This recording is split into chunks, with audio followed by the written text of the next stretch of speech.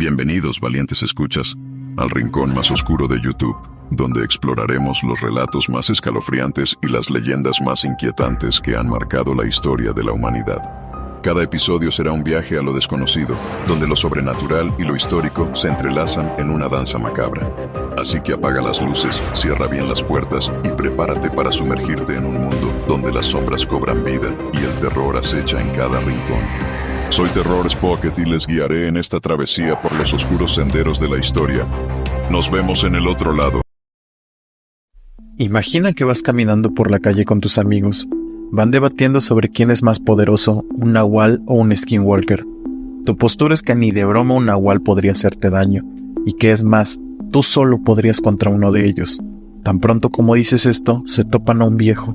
Él les dice: jóvenes, no hablen de esos temas porque no saben en lo que se meten. Ustedes lo ignoran y en especial tú le dices: ¿usted qué va a saber? Siguen su camino.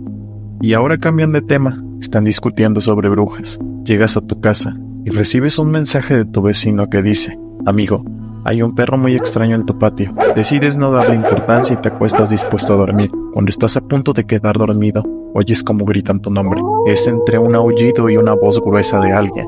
Decides llamar a la policía, pero cuando te responden, se escucha como cortado, como si estuvieras en una zona donde no hay señal. Corres a la puerta trasera para pedir ayuda, pero justo antes de abrir la puerta te detienes. Alcanzas a escuchar una respiración gruesa y profunda al otro lado de la puerta. Te quedas atónito y sin saber qué hacer. Milagrosamente, escuchas cómo las patrullas están llegando a tu casa.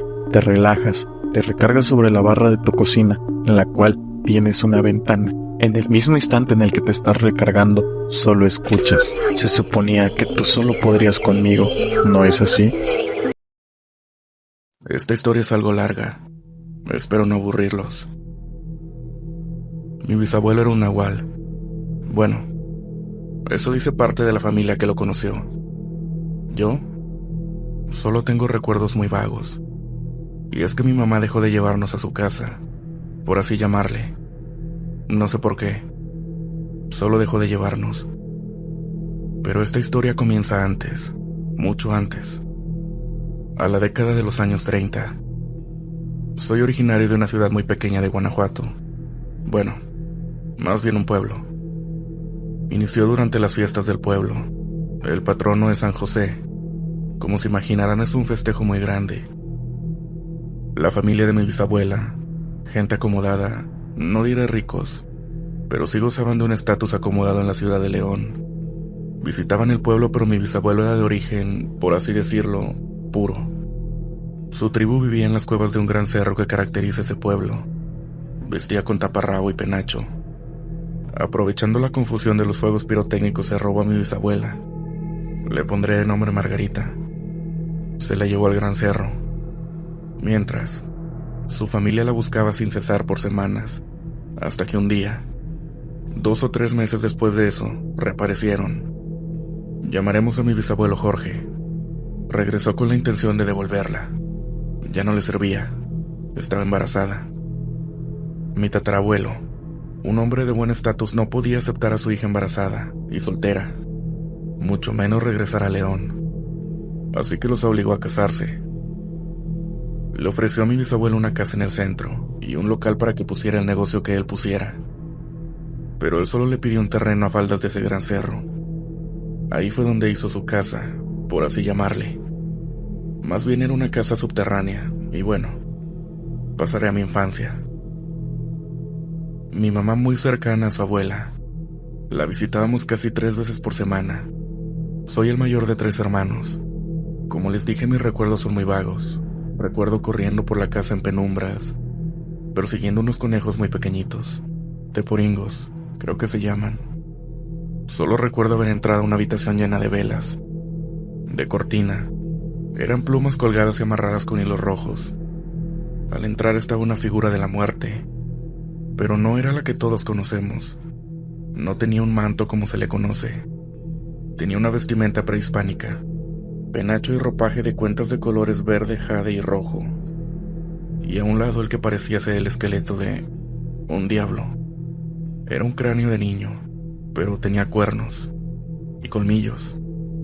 Sus brazos largos casi llegaban a sus pies, y los huesos de los pies. La última sección era muy gruesa y terminaba en pezuñas como de cerdo. Me quedé pasmado.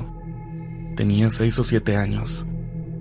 Así que imaginen el shock de ver eso, agregando el humo de inciensos que había por toda la habitación, copal y el humo de un anafre en un rincón, carne ya casi en estado de descomposición a sus pies. Sentí que todo me daba vueltas.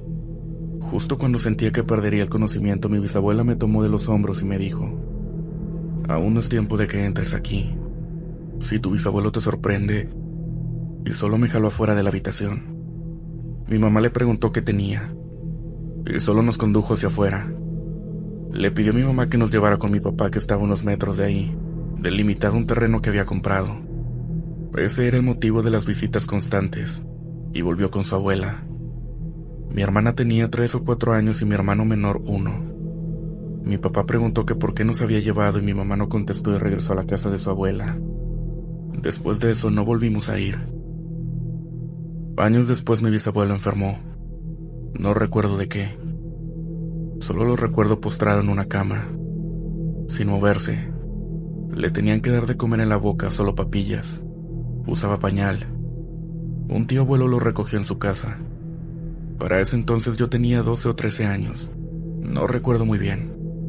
Lo que sí recuerdo fue que el día que lo llevaron a esa casa, mi tío abuelo me estaba enseñando a tocar el piano cuando lo llevaron.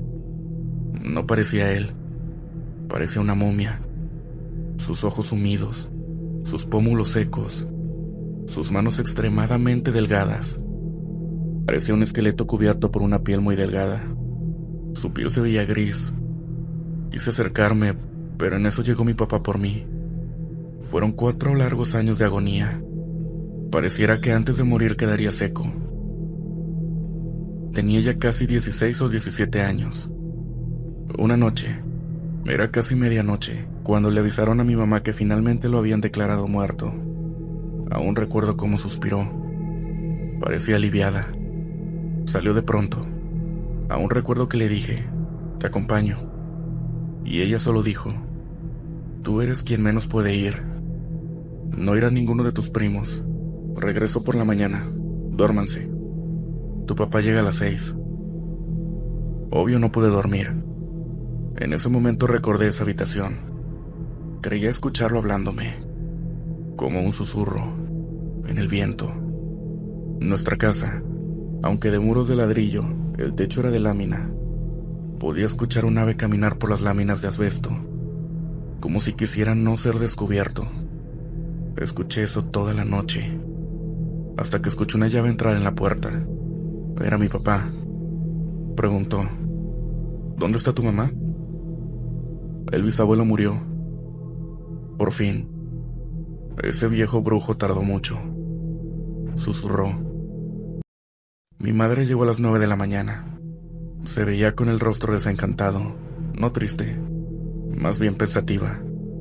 Ese día no fuimos a la escuela. Envié una nota con la vecina que tenía a su hijo en la misma escuela. Por la tarde, cuando mi padre despertó, lo puso al tanto. Dijo mi tío que aproximadamente 2 horas antes de que falleciera el vecino de atrás, el que tiene las vacas, fue con mi tío a reclamarle que mi abuelo estaba en los techos con su penacho y taparrabos, pintado de rojo con un palo grueso prendido, solo carbón en la punta. Corría por los techos de lámina y estaba esperando a sus animales. Hacía unos ruidos muy extraños. Y le gritó: don Jorge, bájese de ahí, me va a joder la leche para mañana. Pero él solo se reía. Me lanzó ese palo. Solo desvié la mirada para ver que no fuera a prender la paja y ya no lo vi.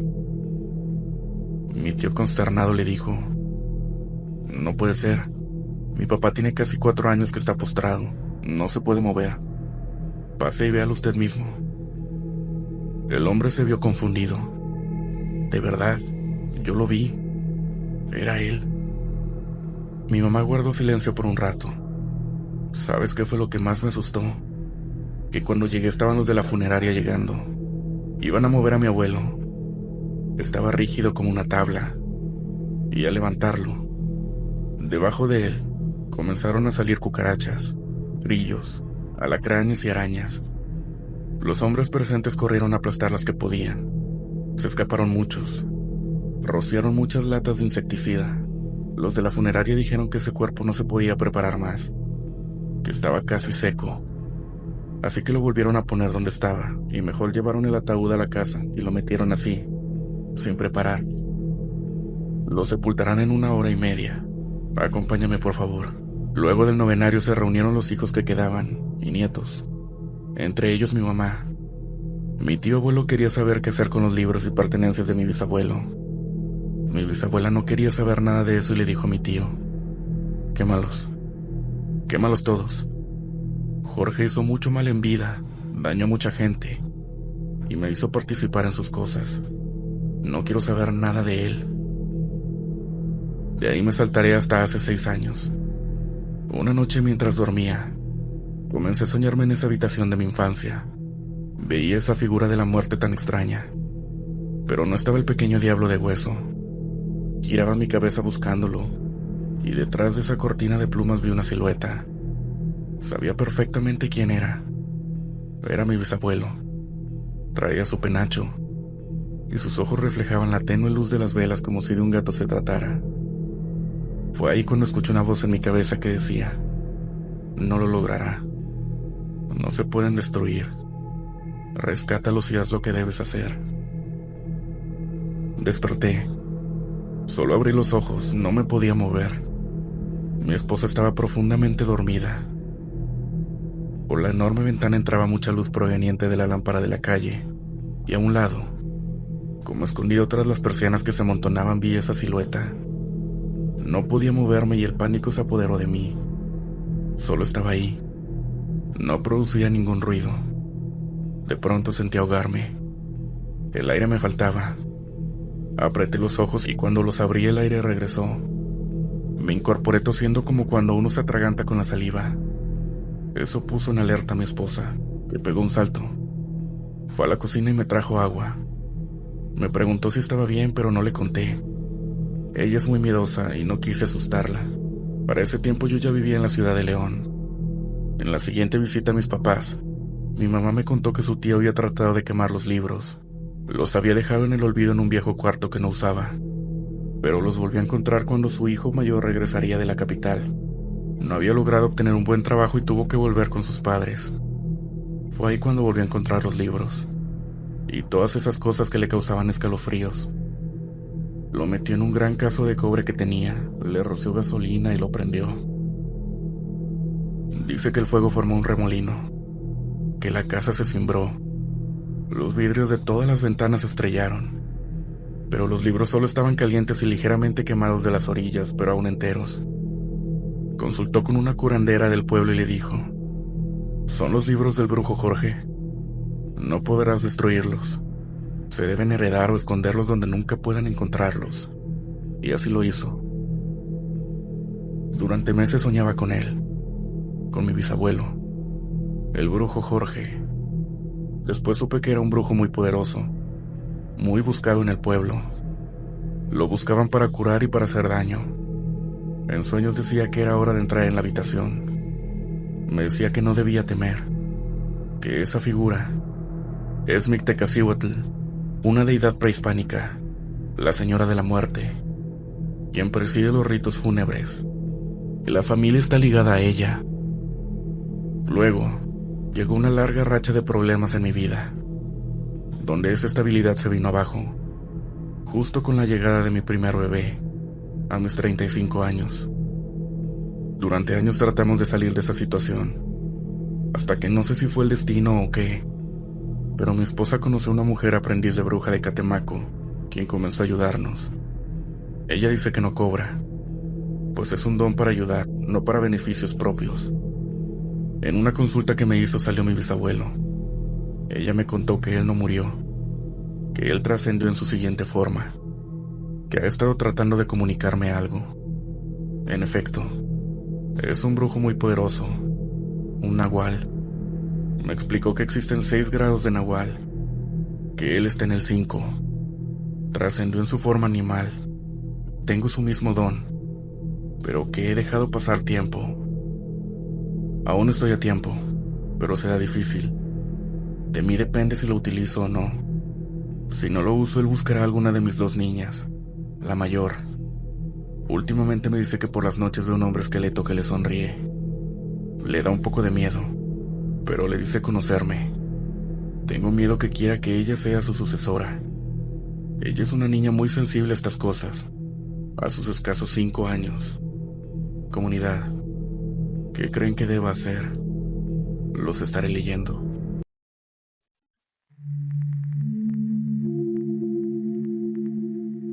Esta historia remonta a los tiempos de juventud de mi abuelita, cuando aún residía en Oaxaca, un pueblo en las proximidades de la costa.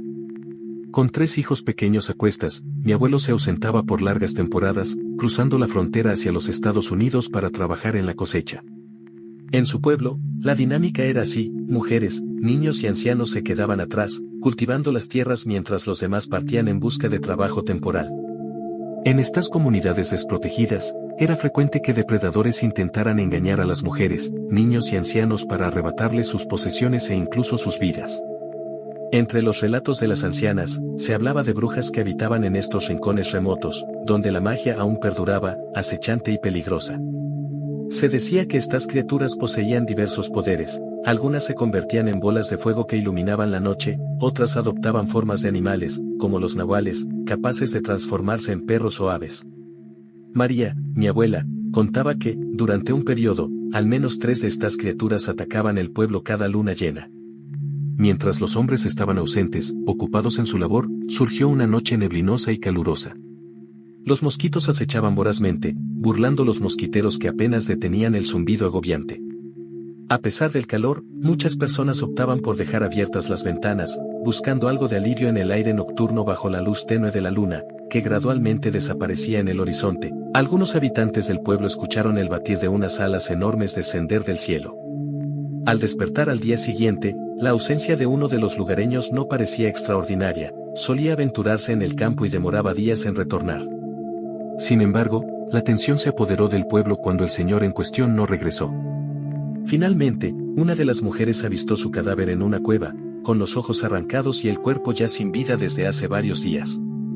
Ante tal horror, las mujeres del pueblo convocaron una reunión urgente. Decidieron tomar medidas para protegerse, movilizarse en parejas, no permitir que los niños salieran por la noche. Los días transcurrieron y la normalidad parecía retornar, hasta la siguiente noche de luna llena, cuando el aleteo misterioso volvió a resonar en el aire. Esta vez, una vecina de la anciana, que lamentablemente sería la próxima víctima, comprendió lo que sucedía. Con gritos desesperados, alertó a las demás. Lo que presenciaron las llenó de horror: una enorme ave, semejante a una lechuza gigante, llevaba entre sus garras el frágil cuerpo de la anciana. Las mujeres y los ancianos, con todas sus fuerzas, lanzaron piedras y algunas flechas que guardaban en casa, pero sus intentos no fueron suficientes para derribar al animal. Acorralada, la criatura lanzó el cuerpo a otra lechuza similar y juntas se alejaron volando en la oscuridad. En ese momento, todas las mujeres se unieron. Demostraron su fortaleza, pues en ausencia de hombres en edad laboral en el pueblo, ellas asumieron el liderazgo y la protección de su comunidad sin vacilar. Las mujeres del pueblo buscaron al chamán en busca de ayuda. El anciano, que residía a pocos metros del pueblo, les indicó el paradero de las brujas. Armadas con machetes, trinches, palas y cualquier objeto contundente que pudieran encontrar, junto con varios galones de gasolina, se dirigieron decididas hacia la cueva donde seguramente las criaturas estarían devorando a su última presa. Al llegar, encontraron a las nahualas en su forma animal, desgarrando el cuerpo de la anciana como los depredadores que eran. La nieta de la mujer, impulsada por la furia, lanzó un grito desgarrador y arrojó el trinche que llevaba consigo, clavándolo en la pata de una de las criaturas y fijándola al suelo. La otra intentó escapar volando, pero el espacio era demasiado estrecho para una huida exitosa. Otra mujer le lanzó una red de pesca y, una vez sometidas, vertieron los bidones de gasolina sobre ellas y las encendieron con un cerillo. Las criaturas se retorcieron en agonía mientras tomaban forma humana, pero el fuego siguió consumiéndolas hasta reducirlas a cenizas. Siguiendo el consejo del chamán, arrojaron los huesos chamuscados al río cercano para evitar que los espíritus de las nahualas regresaran. Poco después de aquel episodio, mi abuela decidió que era hora de mudarse a la capital del estado, dejando atrás todas sus pertenencias. Aunque mi abuelo continuó con su trabajo en la cosecha, ella sentía un poco más de seguridad lejos de las tierras habitadas por las criaturas malignas.